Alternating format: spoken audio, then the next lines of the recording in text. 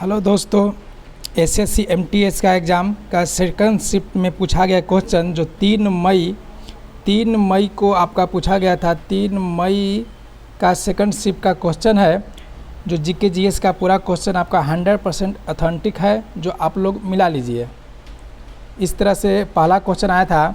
देखिए, रुक्मिणी देवी अरुंडेल किस नृत्य से संबंधित है। देखिए, यह क्वेश्चन जो है आपका फर्स्ट शिफ्ट में आया था, वो आपका आंसर होगा भरतनाट्यम। इन्हें 1956 में कला के क्षेत्र में पद्म भूषण से सम्मानित किया गया था। नेक्स्ट क्वेश्चन था, ये आपका तो हो गया। अब आपका क्वेश्चन है, who is the called the ulema in Delhi sultanate. उलेमा कानून, धर्म और प्रशासन की समझ रखने वाला विद्वान थे और उन्हें और सरकार में पदों पर आसीन थे। ठीक है। नेक्स्ट क्वेश्चन था, हर्षवर्धन के दरबारी कवि कौन थे। देखिए, ये आपका क्वेश्चन आया था कि हर्षवर्धन के दरबारी कवि कौन थे, तो इसका हो जाएगा वानभट्ट राजा हर्षवर्धन के दरबारी कवि थे। ठीक है। वानभट्ट ने संस्कृत में हर्षवर्धन की जीवनी हर्षचरित भी लिखी थी।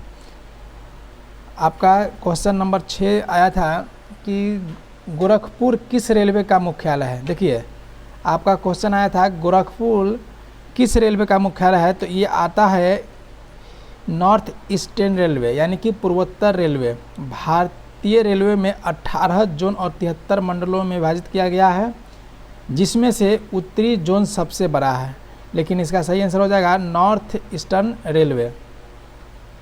अब देखिए, क्वेश्चन आया था कि वर्ष 2021 का अभिनंदन सरोजा राष्ट्रीय पुरस्कार इनमें से किसे दिया गया है। तो देखिए, ऑप्शन था, उसमें से क्वेश्चन आंसर था अर्पणा सतीशन था जो। देखिए, नेक्स्ट क्वेश्चन था, पृथ्वी की सतह पर कौन से बल कार्य करते हैं। तो इसका सही आंसर था गुरुत्वाकर्षण बल। नेक्स्ट क्वेश्चन पूछा था, किस नदी को दक्षिण गंगा के नाम से जाना जाता है। देखिए, किस नदी को दक्षिण गंगा के नाम से जाना जाता है, तो इसका आंसर था गोदावरी नदी। गोदावरी नदी को दक्षिण गंगा के नाम से जाना जाता है। इसके बाद आया था, इनमें से किस केंद्र शासित प्रदेश का अपना उच्च न्यायालय है। देखिए, अपना उच्च न्यायालय है, इसका सही आंसर हो जाएगा दिल्ली। भारत का एक ऐसा केंद्र शासित प्रदेश है जिसका अपना उच्च न्यायालय है।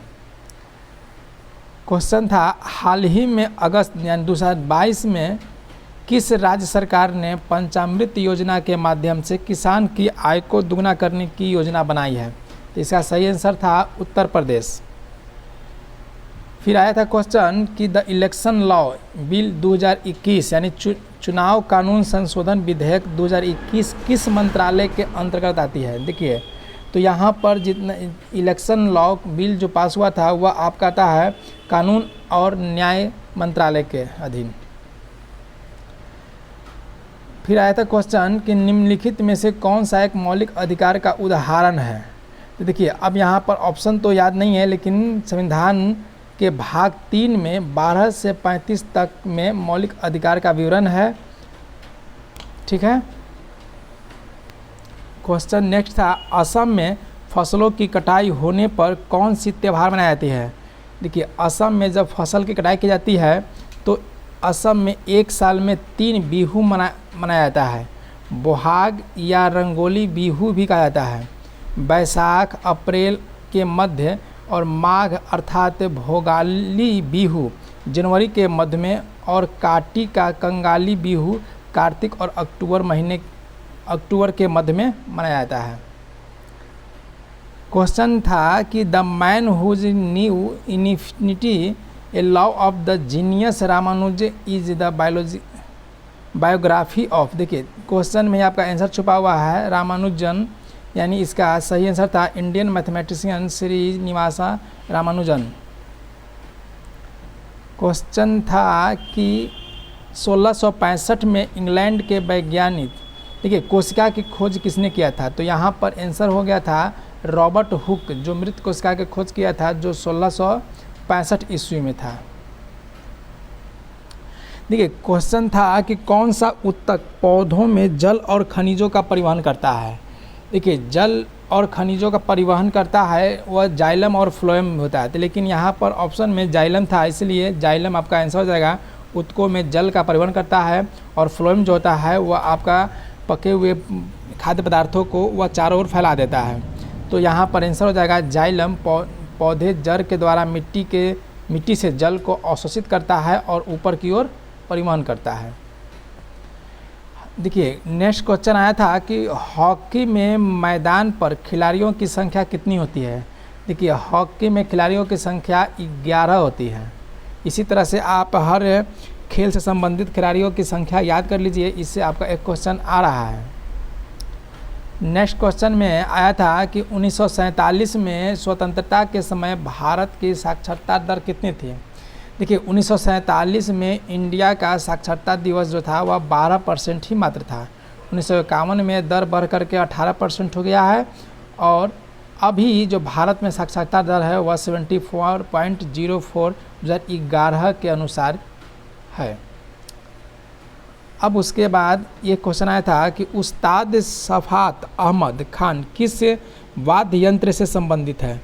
देखिए उस्ताद सफ़ात अहमद जो हैं वह तबला वादक से संबंधित हैं।